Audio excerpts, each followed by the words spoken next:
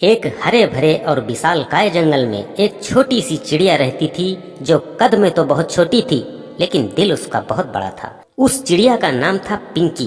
पिंकी के पास ना तो अच्छा घर था और ना ही ज्यादा खाना, फिर भी वो दूसरों की मदद किया करती थी। एक दिन पिंकी की तबीयत अचानक खराब हो गई और वो पूरा दिन घोंसले में ही पड़ी रही। दर्द से कराहते हुए अपनी बेटी से कहा, बेटा मुझे बहुत जोरों की भूख लगी है, कुछ हो तो खाने को दे दो। वो बेचारा मासूम बच्चा चोंच से खाना टटोलते हुए बड़ी उदासी के साथ माँ से कहा, माँ घर में आज एक भी दाना नहीं है, लगता है आज मुझे भी भूखा सोना पड़ेगा।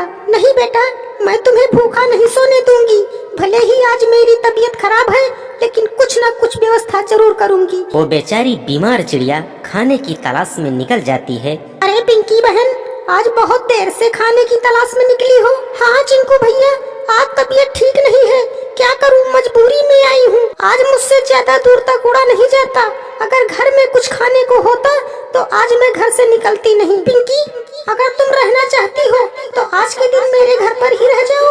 पिंकी मुस्कुराते हुए कहा, इस बात का धन्यवाद भैया कि आपने मुझे अपने घर में रहने को कहा, लेकिन घर अपना कैसा भी हो, अपने घर में रहने का आनंद ही कुछ और होता है। पिंकी खाना खोजते खोजते बाग में निकल जाती है। ये क्या चमक रहा है, चलो देखते हैं, शायद इसी से मेरे तकदीर का दरवाजा खुल जाए। वो बीमार चिड़िया जैसे ही चोंच से पत्ते हटाती है तो उसे एक चमचमाती हुई चाबी दिखाई पड़ती है। जैसे ही वो चाबी की ओर बढ़ी तो ऐसा लगा कि पीछे से कोई रहस्यमय आवाज आ रही और उस आवाज में मानो ऐसा लगा हो कि जैसे कोई कह रहा हो कि पिंकी, अगर इस चाबी से अपने घर का दरवाजा खोलोगी तो यह जादुई चाबी तुम्हारे घर को आलीशान महल में बदल देगी। पिंकी चकित होकर इधर उधर देखती है परंतु उसे कुछ दिखा नहीं। पिंकी चाबी को लेकर घर पहुंची।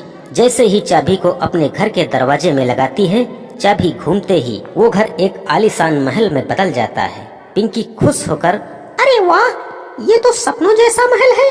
पिंकी की एक पड़ोसन ने कहा, दीदी अब तो हम लोगों को एक एक कमरा मिलेगा ना? पिंकी ने मुस्कुराते हुए कहा, जरूर मिलेगा, लेकिन इस घर में वो नहीं आ सकता है जो दूसरों के बारे में बुरा सोचता हो।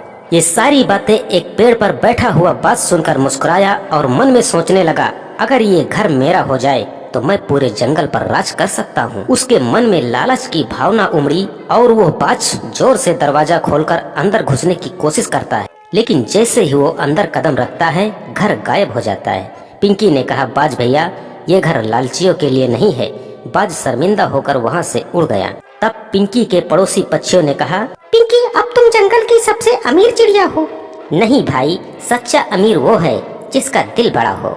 इस तरह पिंकी का जादुई घर पूरे जंगल में प्यार और दया का प्रतीक बन गया। बच्चों, इस कहानी से हमें ये सीख मिलती है कि लालच बहुत बुरी बला है।